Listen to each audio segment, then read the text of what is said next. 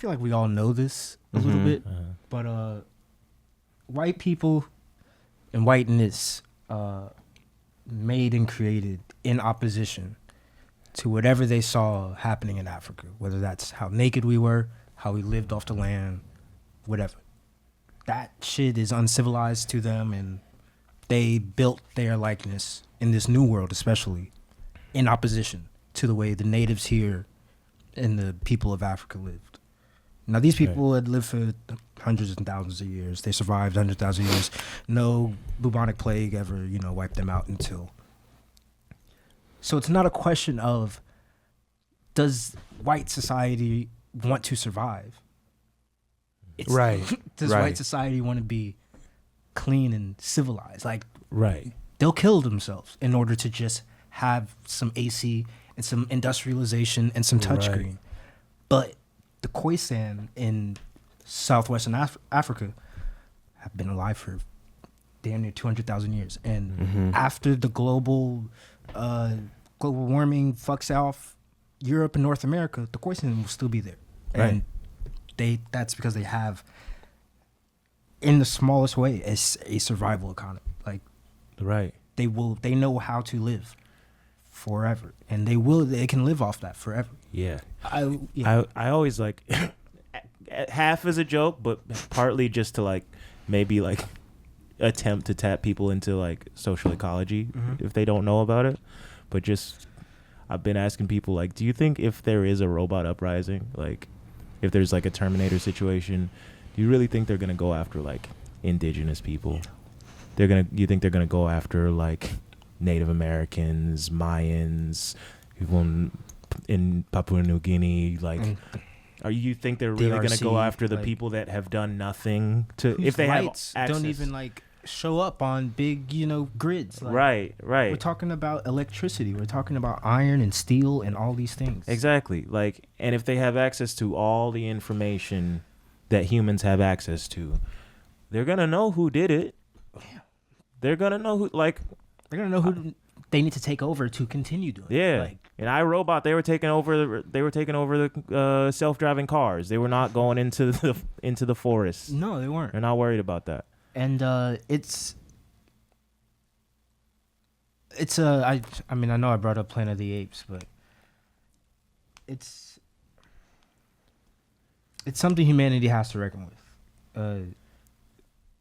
Some of humanity has already reckoned with it, and they just live the way they can and don't overextend themselves. But we are wrapped in a humanity that does overextend itself, and we'll see the error of our ways at some point. But yeah, survival. Well, I have like so many different thoughts, like in response to what you were saying.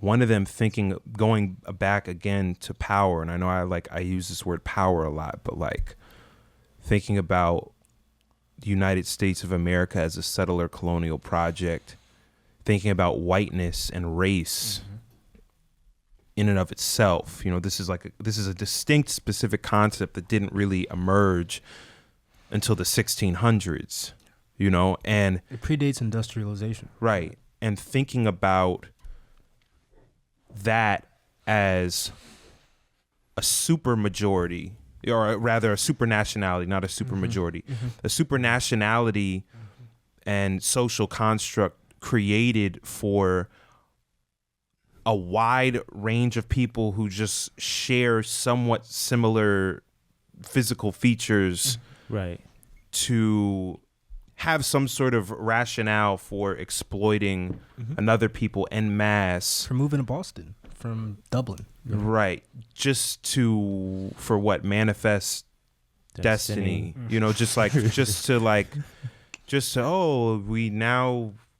We have a new world over here. And, there are people who point, I mean, even Tupac talked about, in his earlier interviews, like, or at least in one of them, talking about the English,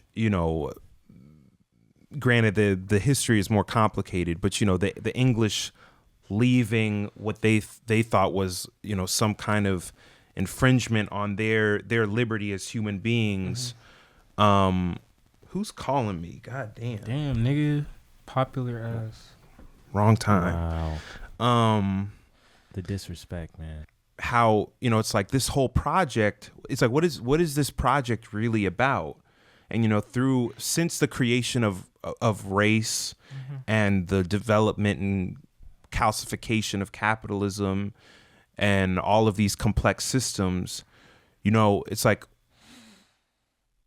you're led to questions around like how whiteness fits in that, and like how whiteness fits into this broader global logic of domination and authoritarianism. And I mean, especially as like as a black person, you think about that, and there's like a lot of different ways you can kind of look at the situation that we're in. But I feel like from the standpoint of the United States, it's like clear at this point that like if white supremacy isn't broken in tandem with, you know, capitalism and other systems of domination, you know, this is understanding that white people control most of the state institutions, right, that the U.S. Through its military, through the private sector, along with China, are like the biggest emitters of CO2 on the planet. Yeah, right. You know, and China's a great example of right. Well, look, and this is tied to you could be anti-white supremacy and still ostensibly, you know. Yes, and that's directly tied to the other thing that I wanted to point to. It's like, you know, quote unquote white people, Europeans, they